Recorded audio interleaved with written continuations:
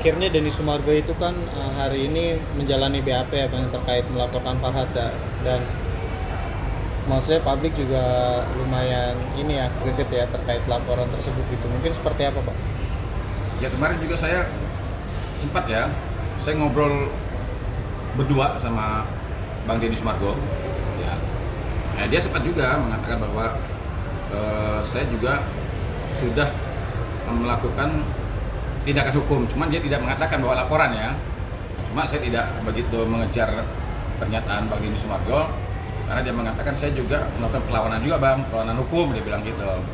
Nah, tapi memang dia tidak secara spesifik bahwa ada laporan.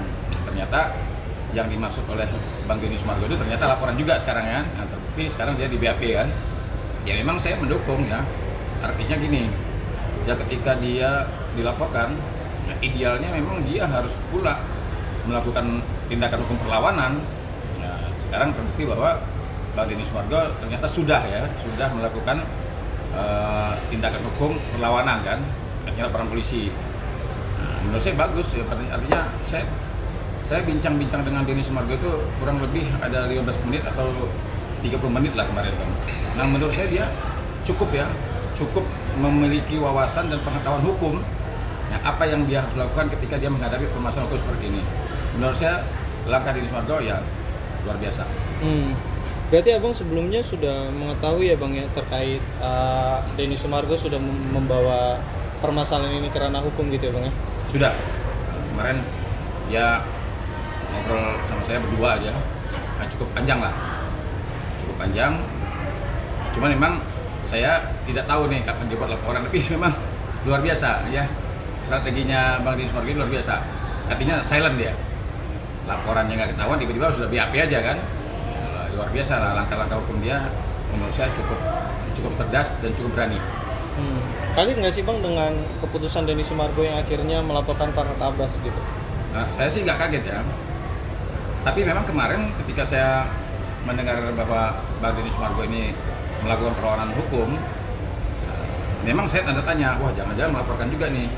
Nah, cuma dia bilang ya kita lihat aja nanti kata dia. Nah sekarang sudah terbukti ketika dia dipanggil BAP, artinya ya lumayan cukup bagus juga ini. Jadi menurut saya kemarin dia bilang melakukan perlawanan hukum dan sekarang BAP, kayaknya Denny Sumargo ini lumayan cukup kuat juga kayaknya, karena saya lihat prosesnya cukup mengagetkan juga dan cukup cepat juga ya. Ternyata ini Bang Denny Sumargo ini kelihatannya tidak jangan dianggap remeh nih, kelihatannya dia punya strategi yang cukup mantap juga ini ya, cukup bagus nih. Oke. Bang, kalau menurut analisa hukum Abang nih Bang, laporan Denny Sumargo itu kan terhadap Farhad Abbas itu kan terkait pasal dugaan ancaman gitu Bang ya. Apakah bisa menjerat Farhad Abbas ke penjara dengan ancaman pidananya yang dilaporkan Denny Sumargo Bang? Ya karena gini, kalau nggak salah ucapan Farhad itu kan hajar ya. Kata hajar itu kan justru membuat Denny Sumargo mungkin ya merasa terancam. Ini kan dekat orangnya kan. Kalau dia merasa terancam, hajar sama apa itu kalau nggak salah saya? Pukul. Pukul. Hajar sama pukul. Ya hajar sama pukul itu kan kalau kita ya melihat kamus bahasa Indonesia tuh. Nah, di kamus bahasa Indonesia itu hajar pukul itu jelas. Kalau hajar artinya apa, pukul artinya apa, itu sudah jelas. Nah justru kalau seandainya 3 huruf yang disebutkan Denny Sumargo, kalau dibawa ke bahasa hukum ya, kamus bahasa Indonesia, ini tidak ada artinya. Nah, tapi kalau seandainya ternyata ahli bahasa akan mengatakan bahwa hajar dan pukul itu justru tindakan kekerasan, nah bisa jadi memenuhi unsur. Ya, artinya cukup mengkhawatirkan juga nih laporan Denny Sumargo ini terhadap Farhad Abbas. Nah, sekarang kan tinggal tergantung ahli bahasa. Kalaulah ahli bahasa itu mengatakan bahwa hajar dan pukul adalah tindakan seseorang akan menyakiti atau menyebabkan orang menderita, bisa jadi dia kena unsurnya. Karena hajar pukul itu kan hajar pukul. Nah, ini kan tindakan orang yang bisa mengakibatkan seseorang menderita. Bang, tapi Abang sebelumnya sudah memprediksi belum sih kalau Denny Sumargo itu akan melaporkan Farhad ke polisi terkait permasalahan perseteruan kemarin? Nah justru saya nggak menyangka. Saya tidak menyangka kalau Bang Denny Sumargo akan melaporkan, apalagi sekarang bukannya akan melaporkan, sudah melaporkan. Jadi ternyata memang saya melihat sekali lagi ya, saya sekali lagi melihat bahwa disinilah letaknya bahwa Denny Sumargo itu orang yang cerdas, orang yang mampu memasang strategi dia. Secara diam-diam dia sudah pasang kuda-kuda, memperkuat kokoh. Nah, artinya ketika dia mendapatkan serangan, hal apa yang harus saya lakukan? Agar apa? Agar dia memiliki perlawanan yang cukup, agar jangan sampai dia diserang, dia tidak melakukan serangan. Saya kira walaupun saya tidak menyangka, tapi ketika sekarang Denny Sumargo sudah dipanggil untuk BAP, menurut saya ya cukup, ya lumayan strategi yang dilakukan oleh Bang Denny Sumargo. Oke. Bang Farhat juga tadi menyebutkan bahwa beliau itu tidak gentar ya Bang dengan laporan Denny Sumargo dan siap menghadapi laporan polisi ke laporan Denny Sumargo gitu. Ya, boleh-boleh aja Farhat. Apa namanya gini, Farhat ini ya, kalau saya menilai ya, kelihatannya nih, ini penilaian saya, analisa saya, kelihatannya Farhat Abbas juga tidak cukup juga memiliki pengetahuan ya terkait dia menganalisa apakah perkara ini cukup mengkhawatirkan ataukah tidak mengkhawatirkan. Kenapa saya bisa menilai seperti itu? Karena dulu Farhat Abbas juga sempat kan tersandung juga permasalahan hukum, bahkan sampai pengadilan. Nah, harusnya idealnya dia seorang advokat mampu menganalisa ketika dia menyebutkan kalimat-kalimat atau menuliskan kalimat-kalimat, seharusnya dia tidak mungkin dong sampai menjadi tersangka atau bagi sampai dia di persidangan kan. Artinya kalau dia sudah sampai persidangan, artinya sudah melewati tersangka sudah dan menjadi terdakwa dong. Nah, artinya kalau seandainya dia memiliki kemampuan menganalisa apakah ini masuk pidana atau tidak, seharusnya dia tidak mungkin sampai dia berada di pengadilan. Nah, artinya saya justru mengkhawatirkan, meragukan analisa dari dia untuk mengatakan tidak perlu khawatir terhadap laporannya Denny Sumargo. Nah, ingat loh, nanti dia salah lagi menganalisa, justru nanti ini bisa mengantarkan dia ke pengadilan. Melihat kedua belah pihak sudah saling melapor nih Bang, apakah memang dari analisa Abang ini tandanya kedua belah pihak sudah menabur terang-terang gitu Bang, dan tidak ada kata perdamaian? Ya, sekarang gini, kalau saya melihat sih dari Bang Denny Sumargo sebenarnya kan dia melapor balik kan. Nah, laporan ini kan untuk mengkonter. Ya, jadi saya juga kalau saya berada di posisi Bang Denny Sumargo juga saya pasti akan melakukan hal yang sama. Lah justru sebenarnya ini asal muasalnya adalah laporan Farhat Abbas kan. Nah, jadi dia mulai, ya dia juga yang harus mengakhiri kan. Nah, sekarang kalau seandainya dia melaporkan, Bang Denny Sumargo melakukan lagi, ya imbang lah gitu, nggak apa-apa. Memang harus begitu. Ya gendang perang tetap berjalan. Ya mungkin dengan kedua belah pihak sini lapor. Nah ini kan justru ini yang akan nanti ya berpotensi perdamaian. Justru kalau seandainya Bang Denny Sumargo tidak melakukan laporan, ya tidak mungkin ada perdamaian karena tidak ada bergening di situ, tidak ada tawar menawar. Kalau sekarang kan ada tawar menawar. Bang, berawal dari kasus Novi dan juga Agus ya Bang ya. Saat ini kan Bang Farhat juga sudah melaporkan Pablo Benua, Denny Sumargo, melaporkan Novi juga sebagai kuasa hukum Agus, dan juga kemarin juga melaporkan Yolo Ine juga sebagai kuasa hukum Tengku Zanggabela gitu. Berawal dari kasus itu gitu Bang. Mungkin Abang melihatnya seperti apa sih Bang? Kalau saya gini ya, kalau saya kebetulan nih saya kelihatannya kurang mampu otak saya kalau seandainya itu terjadi pada saya. Begitu banyaknya laporan polisi, begitu banyaknya orang-orang yang saya laporkan, kelihatannya otak saya untuk bisa menampung dan menyalurkan laporan-laporan polisi itu ya kelihatannya saya agak berat ya. Tapi kalau seandainya otak Farhat memang mampu ya menampung dan menyalurkan laporan-laporan polisi itu terhadap orang-orang yang dilaporkan sama dia, ya kalau memang dia mampu ya silakan aja. Ya silakan aja dia dengan segala kemampuan yang dia miliki, pengetahuan yang miliki, ya silakan aja dilaporkan. Tapi kalau saya jujur, ya kalau saya pribadi melapor ini lapor, saya otak saya nggak mampu ya untuk menghadapi ya, dan menyalurkan laporan-laporan saya itu ya kalau ibaratnya fokus tertuju konsentrasi dia kepada satu atau dua orang mungkin bisa ya. Tapi ya saya nggak tahu kan, mungkin dia punya apa kelebihan otak yang mampu untuk ini, ya saya nggak tahu juga kan. Kan ada juga orang yang mungkin otaknya cerdas, jenius, ya mungkin dia apa super jenius ya, kan bisa juga kan. Ya.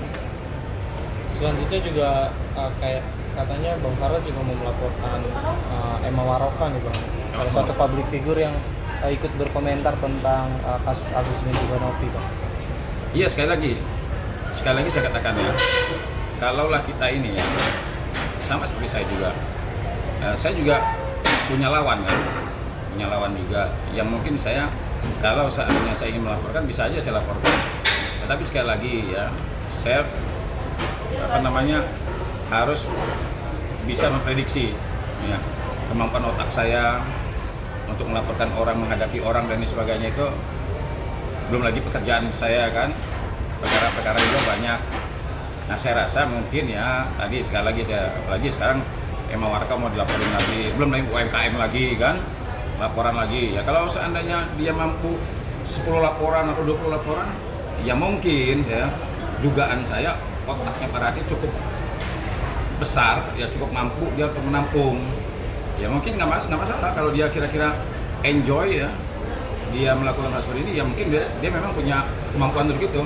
Ya menurut saya ya silakan Pak Radit melakukan itu. Yang penting ya mudah-mudahan dia jangan sampai terlalu berat nanti kan. Ya mudah-mudahan lah. Saya doakan supaya dia sehat, dia bisa berpikir jernih dengan lapor-laporan yang banyak ini, tidak mengganggu pekerjaan dia, tidak mengganggu pikiran dia, tidak ibaratnya memori otaknya itu kuat gitu, nggak apa-apa. Tapi kalau dari analisa hukum apa terkait laporan-laporannya dia terhadap yang tadi saya sebutkan itu gimana Bang, masuk nggak kira-kira begitu? Ya gini, kalau laporan polisi itu ya, apa yang dia laporkan, kalaulah unsurnya ya ada mens rea ini niat jahat. Saya rasa juga contoh begini, kayak Emma Waroka. Ya saya lihat memang beberapa kali saya melihat Emma Waroka live kan. Dia mengatakan hal gini-gini. Nah kalau seandainya live-nya itu tidak bisa ditemukan niat jahatnya, sulit seseorang itu bisa dikenakan pidana. Jadi syarat seseorang itu bisa dipidana, jadi tersangka, bisa dihukum itu ada nggak niat jahatnya dia.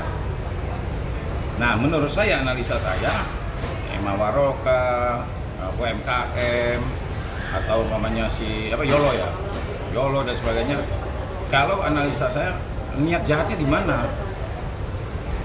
Emma Waroka niat jahat dia di mana? Dia live mengatakan pendapat dia, nggak ada niat jahatnya. UMKM menuntut haknya, mau dilaporkan juga katanya. Si Andi mau dilaporkan, ibu-ibu mau dilaporkan. Nah niat jahatnya itu di mana? Nah sulit menurut saya, ya menurut analisa saya, ya tidak memenuhi unsur. Ini analisa hukum saya.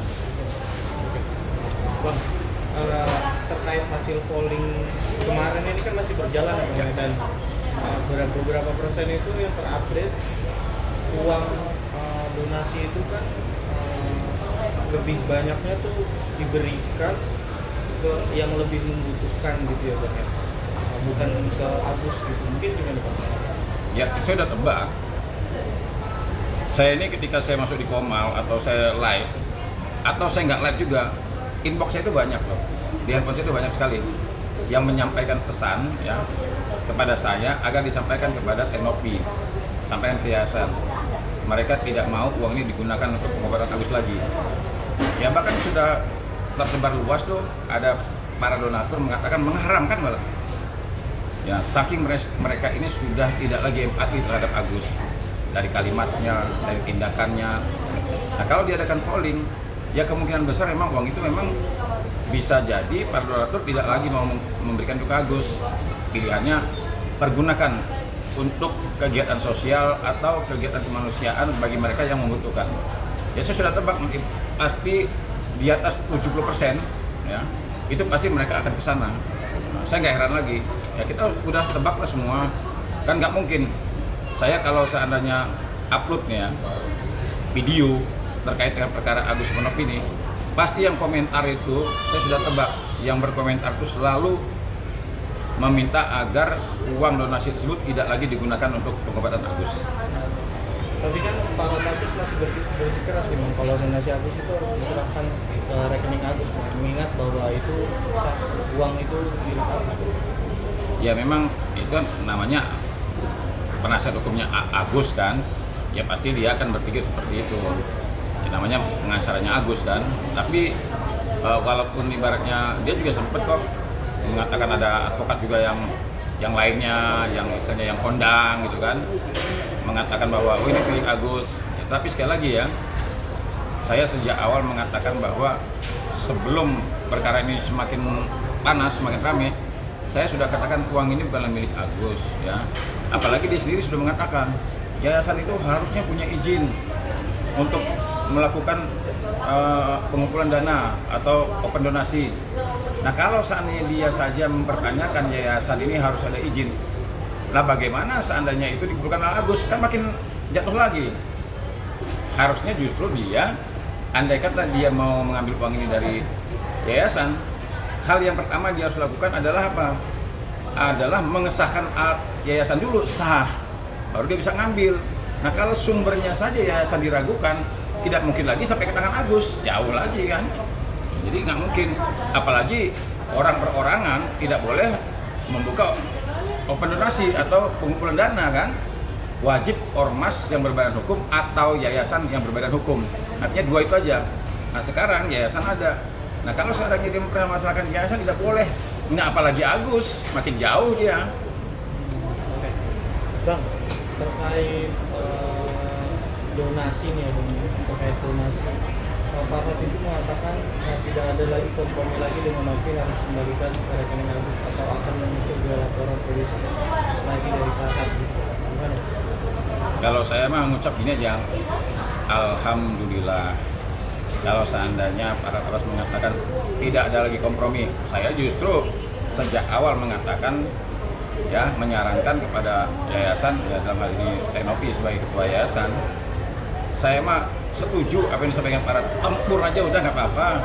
Lah orang Novi sendiri nggak gentar menghadapi itu kan. Berulang kali dia mengatakan siap menghadapi laporan itu. Jadi kalau Pak Harap ngomong seperti itu ya sudah memang cocok. Ya kita buktikan aja gitu. Kalau saya sebagai penasihat hukum Novi nggak ada sekecil pun gentar terhadap laporan itu, nggak ada gentar sama sekali terhadap laporan itu. Nah, kita siap hadapi gitu. Jadi kalimat yang disampaikan Pak Harap itu tidak akan pernah membuat kita gentar sama sekali, nggak ada. Bang, ini juga terbaru Farhad juga akan melaporkan UMKM nih ke polisi karena salah dan amat sudah bikin malu nih. Iya sekarang gini, saya sudah bilang tadi, kalau dia mampu menampung segala persoalan dengan membuat laporan, silakan tampung aja. Ya. Kan sekarang UMKM itu datang ke rumahnya kan pasti ada maksudnya kan. Nah sekarang dia sendiri tidak mau menemui UMKM. Saya ini pernah menerima kuasa loh dari UMKM. Saya juga pernah WA Pak Harap juga pernah telepon saya minta bertemu. Ya emang saya memang benar secara objektif saya harus menilai. Pak Harap sempat menunjukkan bukti-buktinya memang. Nah ini bukti-buktinya nih, uang ini.